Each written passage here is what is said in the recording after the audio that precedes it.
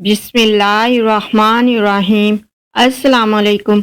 अरबों खरबों दरूद व सलाम हज़रत मोहम्मद मुस्तफ़ा सल्लल्लाहु अलैहि वसल्लम, उनकी औलाद, उनकी आल पर अल्लाह ताला मग़फ़िरत फ़रमाए, आपकी, मेरी और तमाम उम्मत के मुसलमानों की आमीन। नाज़रीन ग्रामी, अल्लाह ताला का हमारे आका दो जहां सल्लल्लाहु अलैहि वसल्लम पर ख़ास करम यह है कि आप सल्लल्लाहु अलैहि वसल्लम को अल्लाह ताला ने तमाम अलूम अता फरमाए हैं जिनका इदराक हमारे इंसानी जहन कभी नहीं कर सकता। जो बात हमारे प्यारे आका दो जहां सल्लल्लाहु अलैहि वसल्लम ने फरमा दी है वो पूरी होकर ही रहेगी। अल्लाह तबारुक ताला इरशाद फरमाता है, और वो कोई बात अपनी ख्वाहिश से नहीं करते, वो तो नहीं मगर वही जो इन्हें की जाती है। सूरत अल-नजम आयत नंबर 3-4। बाद उलमा इकराम ने कहा है कि खुदा हर चीज़ पर कादिर है। अल्लाह ताला के इल्म के समंदर के मुकाबला में नबी करीम सल्लल्लाहु अलैहि वसल्लम का इल्म एक कतरा है, मगर आप सल्लल्लाहु अलैहि वसल्लम का ये कतरा तमाम महलूक के लिए एक समंदर के बराबर है। ये बात सच है कि हम आप सल्लल्लाहु अलैहि वसल्लम के इल्म के बारे में अंदाज़ा नहीं लगा सकते हैं। अल्लाह की ज़ात तो बहुत ही वसी है, हम इसका अंदाज़ा किस तरह लगा सकते हैं। आप सल्लल्लाहु अलैहि वसल्लम ने अपने से पहले गुजरे हुए अंबिया किराम और इनकी उम्मतों के साथ साथ आने वाले वक्तों के बारे में भी अपनी उम्मत को आगाह कर दिया है। मुहद्दिसीन अक्सर उलमा इकराम का कहना है कि जब क़यामत करीब आने वाली होगी तो खाना काबा को गिराए जाने का किस्सा पेश आएगा। जिन लोगों को इसके बारे में इल्म है, इनको इसके बारे में हदीस मुबारका की रोशनी में बताते हैं।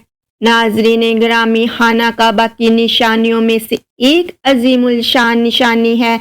जब तक काबा कायम है, इस वक्त तक दुनिया भी कायम व दायम रहेगी। जब खाना काबा को गिराया जाएगा तब क़यामत रूनुमा होगी। जब क़यामत करीब आएगी, एक बाद बश हबशी खाना काबा को गिरा देगा, फिर क़यामत आ जाएगी।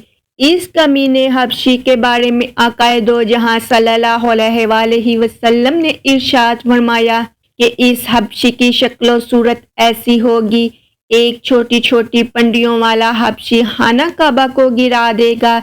जबकि बुखारी शरीफ में लिखा है कि हज़रत मोहम्मद मुस्तफ़ा सल्लल्लाहु अलैहि वसल्लम ने इरशाद फरमाया कि गोया मैं उस हबशी को देख रहा हूँ कि वो काला और चौड़ी टांगों वाला है, काबा के पत्थर और ईंटों को उखाड़ उखाड़ कर फेंक रहा है। बुखारी किताबुल हज बाब हदमुल काबा। बुखारी शरीफ में है, कर्बे क़यामत के वक्त हज़रत ईसा अलैहिस्सलाम के पर्दा करने के बाद जब लोगों के सीने से कुरान पाक अल्लाह ताला उठा लेगा तो इसके बाद वो बदबश हबशी खाना काबा को गिराएगा। इस हदीस मुबारका में अफहज का लफ्ज़ है। अफहज वो है जो अखड़ता हुआ चले या चलते हुए इसके दोनों पंजे तो नज़दीक रहें और दोनों एड़ियों में फासला रहे। वो हबशी मर्दूद जो क़यामत के करीब काबा डाएगा वो इसी शक्ल का होगा। दूसरी रवायात में है कि इसकी आंखें नीली, नाक फैली हुई होगी, पेट बड़ा होगा, इसके साथ और लोग होंगे। वो काबा का एक एक पत्थर उखाड़ डालेंगे और समंदर में ले जाकर फेंक देंगे। ये क़यामत के बिल्कुल नज़दीक होगा। यहाँ ये बात भी ज़हन में रहे कि इन क़यामत की निशानियों के मुतल्लिक़ रवायात में चंद एक मामूलात और शख्सियात को छोड़कर इनका वक़ू होने का वक्त, हालात, शख्सियात और अक़वाम आलम का मुआलमा काफ़ी पोशीदा है और वाज़िया नहीं है कि इस बार कोई हतमी राय दी जा सके कि कब कौन कैसे हरूज करेगा वगैरह। आजकल के सियासी तनाज़ा में लोग और अक्सर उलमा इकराम भी ये समझ रहे हैं कि बस क़यामत सिर्फ चंद सालों या दहाइयों में आने वाली है। काबा और मस्जिद नबवी को यमन और ईरान के जंगजू तबाह कर देंगे या खुद ज़मीन में दंस जाएंगे। आइंदा चंद सालों में इमाम मेहदी और हज़रत ईसा अलैहिस्सलाम का नज़ूल हो जाएगा।